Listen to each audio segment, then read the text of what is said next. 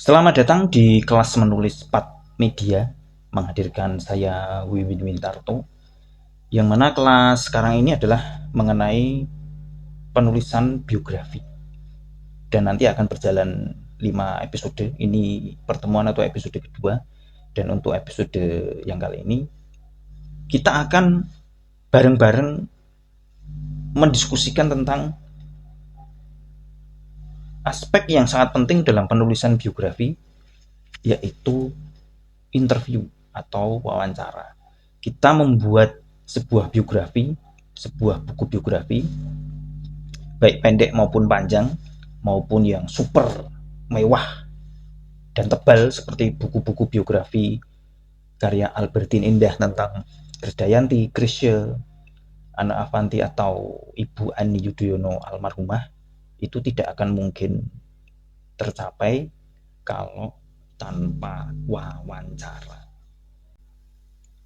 Nah, ini wawancara ini sangat penting dalam penulisan biografi. Nanti sehampir 80-90% data yang akan kita pindah ke dalam naskah itu datangnya dari wawancara, dan sisanya dari hal-hal yang lain seperti riset, kajian pustaka, atau penyelidikan kita terhadap sang tokoh yang biografinya kita tulis. Sebelum kita sampai ke sana, kita harus paham bahwa seperti yang saya ungkap pada episode pertama kemarin, yaitu bahwa wawancara itu masuk dalam, atau penulisan biografi ini sebenarnya masuk dalam skill kepenulisan jurnalistik. Oleh karena itu, maka wawancara pun juga bagian integral dari dunia jurnalistik. Nah, akan sangat tepat apabila sebelum kita masuk ke topik tentang interview itu sendiri, interview dalam keperluan penulisan biografi, kita mempelajari dasar ilmunya terlebih dulu, yaitu jurnalistik. Kemarin kita sudah mempelajari tentang 5W1H dan penulisan hard news. Edisi kali ini saya akan tambahi pelajaran jurnalistiknya menjadi lebih banyak, yaitu dengan masuk ke bagian wawancara.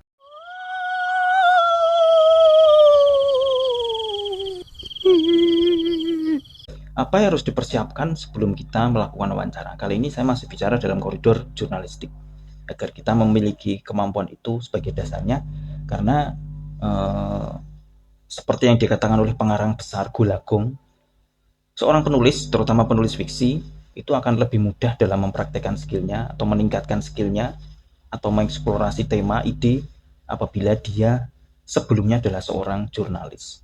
Kalau seorang penulis, terutama fiksi, bukan jurnalis, maka ya mau tidak mau dia atau kita harus mempelajari serba sedikit tentang skill jurnalisme. Dan itu sangat betul, karena saya sebagai sarjana S1 ilmu jurnalistik merasa sangat terbantu oleh ilmu itu ketika saya ingin berpraktek sebagai penulis fiksi. Apa yang harus kita persiapkan sebelum melakukan wawancara? Yang pertama adalah meriset narasumber. Jadi kita harus tahu narasumbernya itu siapa, dan kita paling tidak tahu nama lengkapnya, gelarnya, rekam jejaknya, kiprahnya, keahliannya, dan kredensialnya. Jangan sampai kita salah menginterview, tiwas sudah diinterview ternyata dia sebenarnya tidak capable sama sekali di bidang itu. Beberapa tahun yang lalu pada saat pandemi COVID, salah satu selebritas yang sok-sokan jadi wartawan dengan membuka talk show di YouTube itu pernah salah memilih narasumber yang sudah kadung dia wawancara, ternyata bukan orang yang ahli di bidang itu, sehingga oleh karena itu maka kemudian dia mendapatkan banyak masalah berkaitan dengan kontennya itu. Salah mewawancarai narasumber atau salah milih narasumber, ini tidak akan terjadi pada jurnalis yang memang profesional seperti Najwa Shihab atau Rosiana atau Aiman Wicaksono, karena sebelum melakukan wawancara, narasumber terpilih itu sudah diselidiki, sudah di riset bahwa dia memang memiliki kredensial atau capable di bidang yang akan menjadi topik wawancara, sehingga bahwa ada seorang pewawancara itu sampai bisa milih atau bisa salah milih narasumber, jelas karena dia bukan jurnalis, tapi sok-sokan ikut campur di profesi jurnalisme yang mana itu tidak bisa asal dimasuki sembarang orang. Kita melakukan riset.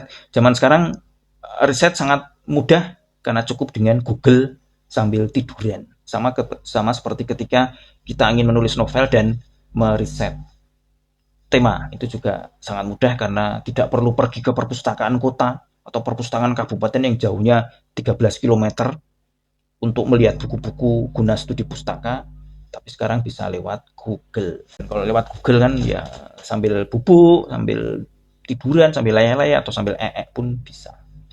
Kalau narasumbernya sekelas Raisa, Mahalini, Hanung Bramantyo atau Mahfud MD, ya sudah tidak perlu diriset karena kredensial mereka sudah jelas sebagai tokoh publik. Tapi kadang-kadang kita bertemu dengan tokoh kelas nasional yang agak tidak dikenal, atau tokoh, apalagi tokoh daerah, provinsi, tokoh kabupaten, tokoh kota yang mana kita sebelum itu belum pernah kenal, maka kita harus menyelidiki latar belakangnya terlebih dahulu, melakukan background check, dan itu sangat mudah.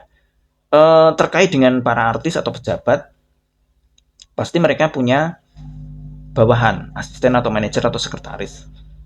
Kepada mereka kita bisa minta CV-nya, dan itu sangat bisa dipelajari sebelum kita melakukan wawancara.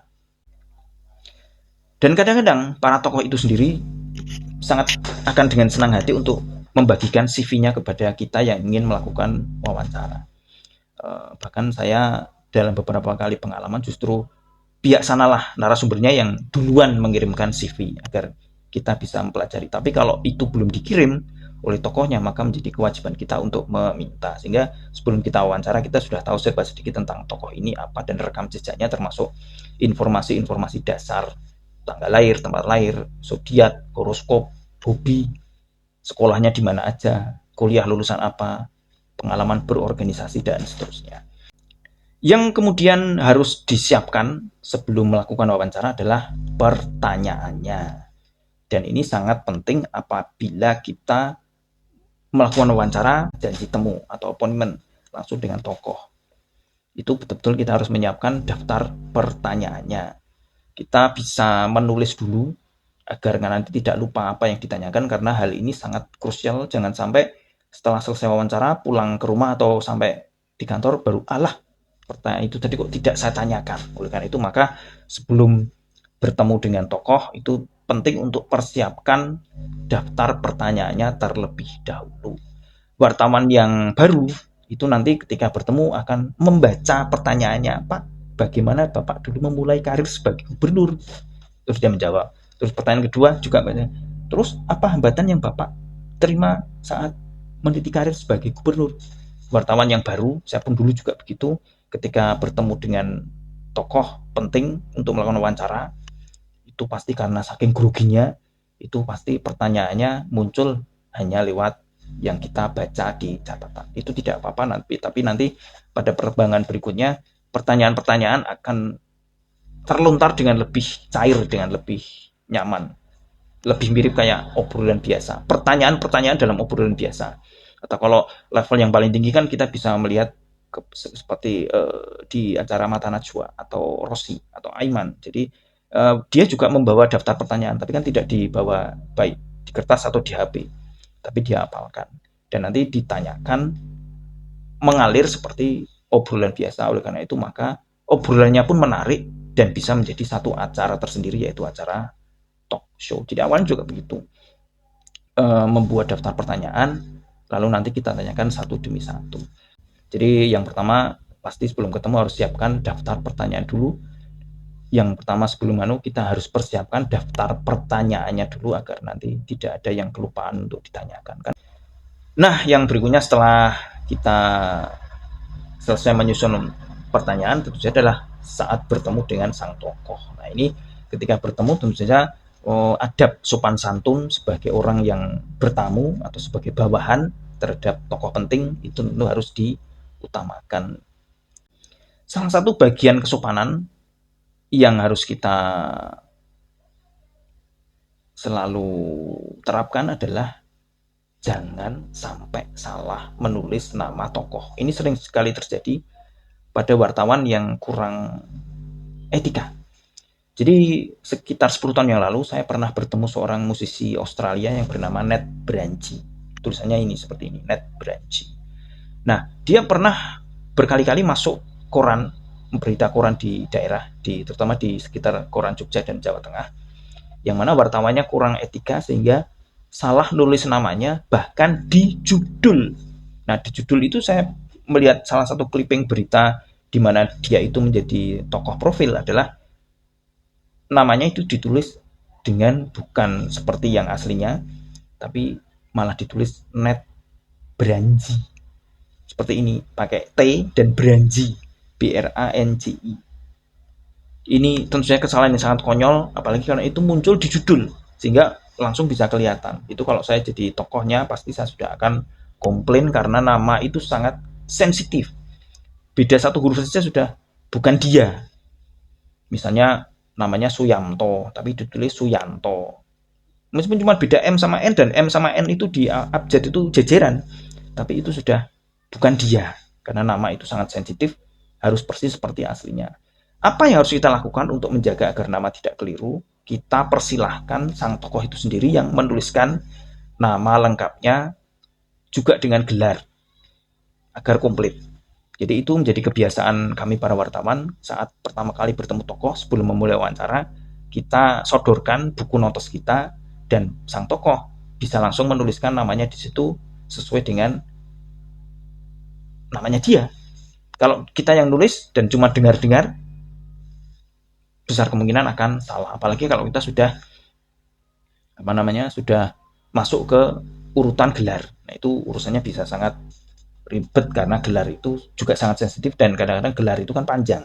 Apalagi kalau sudah sampai S3 dan profesor itu pasti gelarnya panjang. Nah, ini untuk menjaga itu maka yang menuliskannya itu adalah sang tokoh itu sendiri di buku notes yang kita bawa. Nah, notes ini kita tahu wartawan itu pasti bawa notes sama pulpen. Selain wartawan, detektif itu kita warga awam juga pasti tahu bahwa mereka itu akrab dengan notes, selalu mencatat.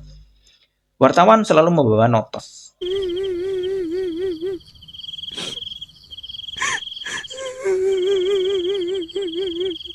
Kadang-kadang para warga awam selalu berpikir bahwa semua keterangan itu dicatat wartawan di notes. Bisa, kalau wartawan itu juga bisa stenografi alias nulis cepat. Apapun yang dia omongkan langsung dia tulis. Tapi pada banyak kasus tidak demikian yang terjadi. Artinya wartawan itu pasti bukan stenografer. Oleh karena itu maka wartawan itu mencatat hal yang penting-penting saja. Nah, seluruh wawancara itu biasanya direkam dengan alat perekam suara. Pada era media cetak dulu, para wartawan selalu membawa, kalau enggak Walkman, ya perekam suara mini dengan pita kaset yang juga mini. Sekarang di era HP tinggal nyalakan aplikasi perekam dan HP kita taruh di meja tempat kita dan tokoh bertemu. Dan itu nanti akan merekam keseluruhan wawancara. Kalau perlu kita bisa bikin transkrip percakapannya persis seperti aslinya. Tapi itu kan juga tidak perlu, kita bukan petugas KPK atau pengadilan. Yang penting kita memiliki seluruh rekaman wawancaranya komplit. Nah, notes itu kita pakai untuk mencatat hal-hal yang penting dan itu berguna untuk membentuk ingatan kita lekat terhadap seluruh data yang disampaikan oleh narasumber, sehingga kadang-kadang kita tidak perlu mendengar ulang rekamannya pun kita sudah bisa menuliskan keseluruhan isi wawancaranya dengan lengkap, cukup dengan berbekal catatan-catatan yang kita bikin di notes. Jadi meskipun sudah ada rekaman suara wawancara, tapi kita juga tetap harus mencatat dengan notes karena itu berguna untuk mempertajam daya ingat kita terhadap hal-hal yang disampaikan oleh sang narasumber. Dan itu ketika wartawan melakukan wawancara selintas, artinya misalnya hanya sempat ketemu 10 menit, 5 menit, atau dalam kesempatan-kesempatan acara yang lebih besar, itu notes itu sangat berguna untuk menuliskan beritanya. Sehingga cukup dengan itu, berita dengan informasi yang utuh, komplit, sudah bisa ditulis tanpa harus mendengarkan rekaman wawancaranya. Rekaman wawancara itu biasanya digunakan untuk menuliskan kutipan kata tokoh tentang hal yang menjadi topik permasalahan. Jadi berita atau artikel pasti sering disertai dengan kutipan perkataan. Nah, itu kutipan perkataan itu harus dituliskan sepersis mungkin dengan yang dia omongkan, dan kita bisa melakukan itu kalau mendengarkan rekaman suara dari wawancaranya. Jangan sampai salah kutip atau misquote, itu nanti efeknya berat, dan kalau ada apa-apa, pemret kita yang dipenjara, bukan kita.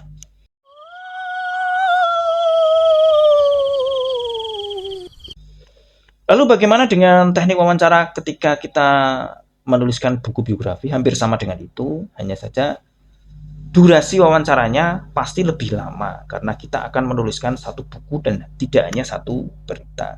Oleh karena itu, maka mewawancarai tokoh untuk keperluan penulisan biografi itu pasti akan makan periode atau memerlukan lebih dari satu sesi wawancara. Najwa Shihab, Rosiana Silalahi atau Aiman Wicaksono pasti hanya memerlukan satu sesi wawancara 25 atau 30 menit dengan satu tokoh untuk satu topik. 20 menit tok selesai. Atau sesuai dengan durasi acara televisi yang mereka masing-masing pandu.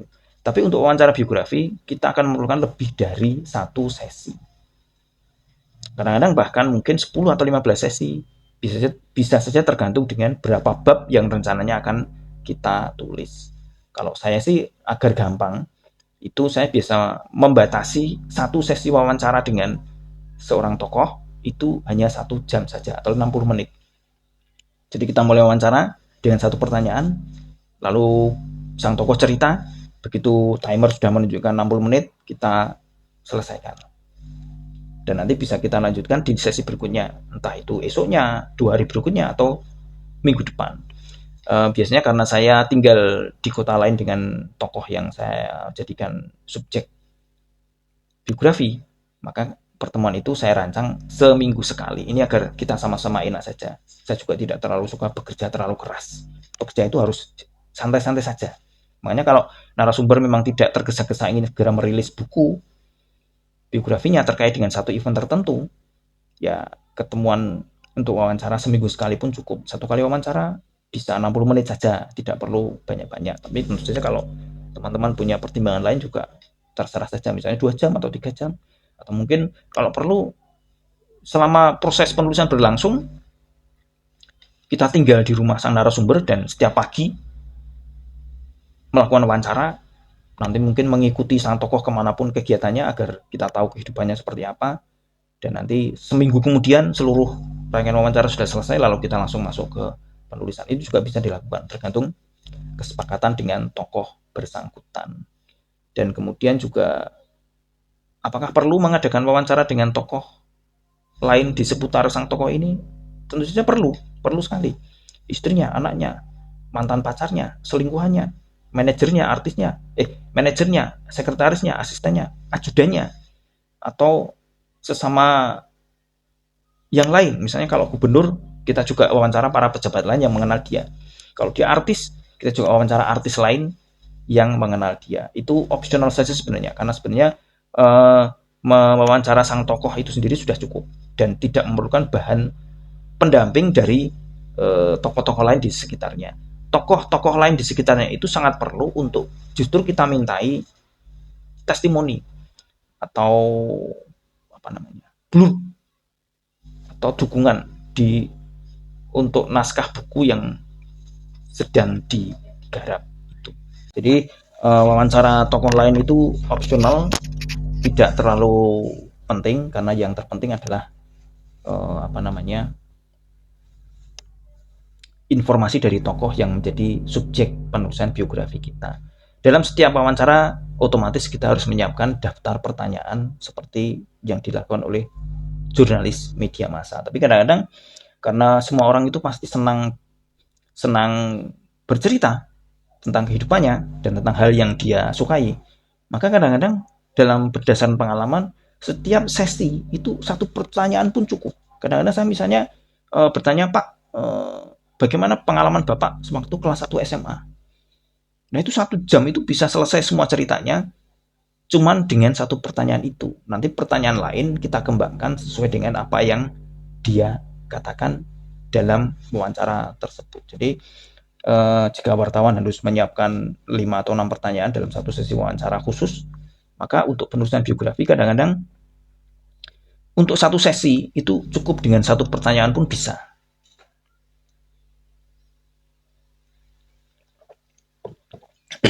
Dan nanti pertanyaan lainnya menyesuaikan dengan apa yang dia katakan sepanjang memberikan pemaparan. Ini bisa kita rancang sedemikian rupa sehingga agar mudah penulisannya, maka satu sesi wawancara menjadi satu bab, dan satu bab di penulisan biografi itu kita rancang sama dengan bab di jumlah bab di novel online masa kini, yaitu sekitar 1.200 sampai 1.500 kata.